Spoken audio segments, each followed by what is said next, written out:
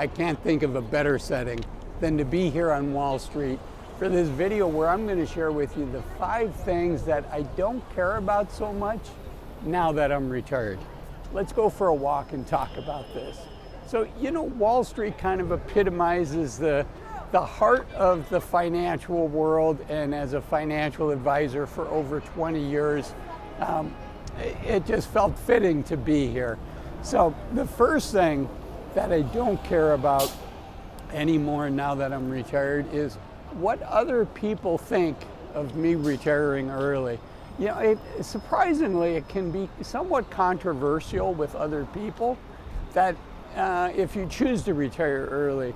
And, I listened to people's advice, particularly people that I respected, as they were sharing with me their views on, why they thought that was a stupid thing to do. And there's pros and cons to everything. And retiring in your late 50s and your mid 50s is not for everybody. But that's the first thing that I quit caring about is, what do other people think? For me, for my family, it was the right decision. For the things I want to do in my life, it was the right decision for me. So the second thing that I quit caring about is trying to do it all.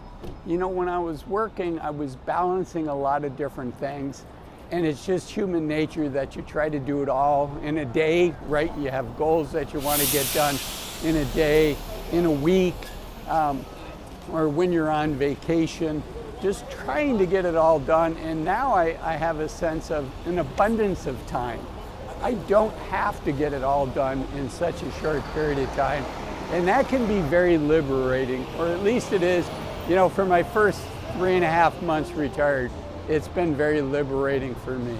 Okay, the third thing that I don't worry about so much anymore is keeping up with others. And the next 2 are things that I still struggle with, but this one, keeping up with others, has never been that big of an issue for me. Both, keeping up with the Joneses, your neighbors, things like that. I've typically driven one of the oldest cars in my neighborhood, and I haven't been that worried about that. So this one's been easier for me. And then the other thing is, keeping up with other people career-wise and progression-wise. That hasn't been a big struggle for me. But it's completely off the plate now. And when I talk about keeping up with other people, how they're doing career-wise, that's never been a big issue for me. I've always kind of been okay with my own path versus trying to follow other people and what other people's visions for my career should be. Like, for instance, here on Wall Street here, there's a famous Wall Street building behind me. But, a lot of people, after graduating business school, they become investment bankers, they become management consultants. And that was really never the path that I wanted to take. I was more interested in having a direct impact on others, which is one of the reasons that financial advising was a good career for me. It's one of the reasons I keep doing the YouTube channel as well. Okay, so those are the first 3, and I said, that last one I didn't struggle with, but the next 2 are ones that I do struggle with, particularly the last one. But the current one, number 4, is not, I don't worry now about what other people think about how I choose to spend my time. I mean, I'm a little strange in that one of my passions is learning. I just really enjoy learning. And, people will think it's funny that I can spend 3 months, 6 months on learning a topic that's just of interest to me. For a while that was surfing, then it was learning Spanish. And then one of the things, believe it or not, is I started asking myself, I listen to a lot of podcasts, I read a lot of Audible books, and I would always tell my friends that, if I can pick up 1 or 2 nuggets from a book, I'm happy. That seems like a good trade-off to me. And one of my friends asked me a really good question, which would be, what would it take, instead of you learning just a couple nuggets from something, what would it take for you to, remember 10 things that made a difference in your life? And I thought, that was kind of interesting, and it set me on a journey where for 3 or 4 months, believe it or not, my thing was, how to take better notes and how to capture ideas. So now that I'm retired, I don't worry so much about what other people think of the way that I'm choosing this, how I'm choosing to spend my time. But now, let me share with you the one thing that is harder for me in retirement. I'm better than I've ever been, but I suspect this is going to be a lifetime journey for me.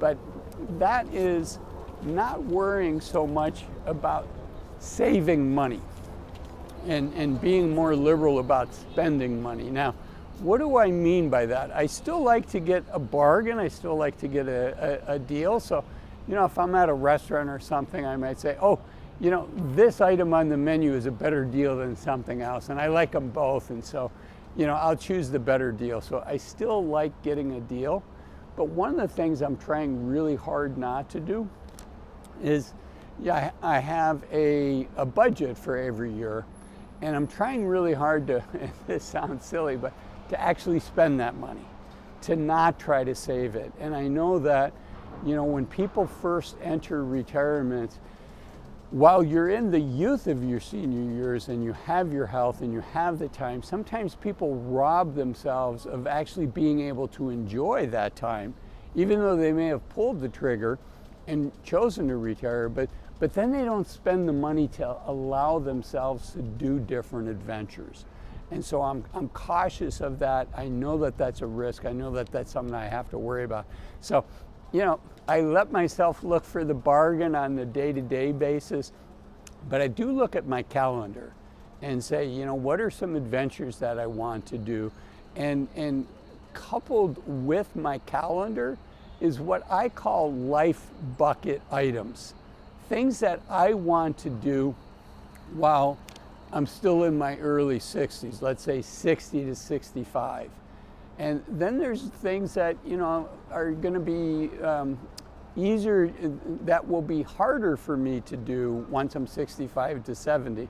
So I want to get those things done early that are easier. And then other things, I'll give you, for instance, I like to travel. So it's easier to travel, particularly the way I like to travel, which is with one bag. I carry it on my shoulders. And so it's easier to do that when you're a little bit younger. It was easier for me to learn to surf.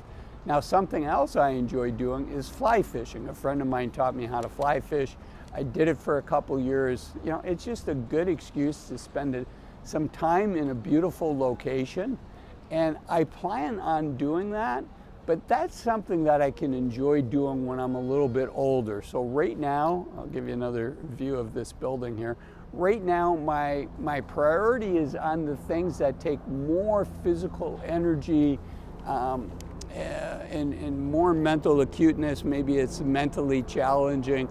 Like, I like to, when I'm in different countries, if possible, to cross the border on foot. I find that to be an adventure. Because when you go to the airport, you're kind of in the queue with everybody else, but that does take some mental acuity. So I hope that this was helpful. If you enjoyed this video up here, which talks about things to do, to stop doing in your 50s and 60s in order to enjoy your journey more until it's your time to get to retire. Thanks for watching this video. Bye-bye.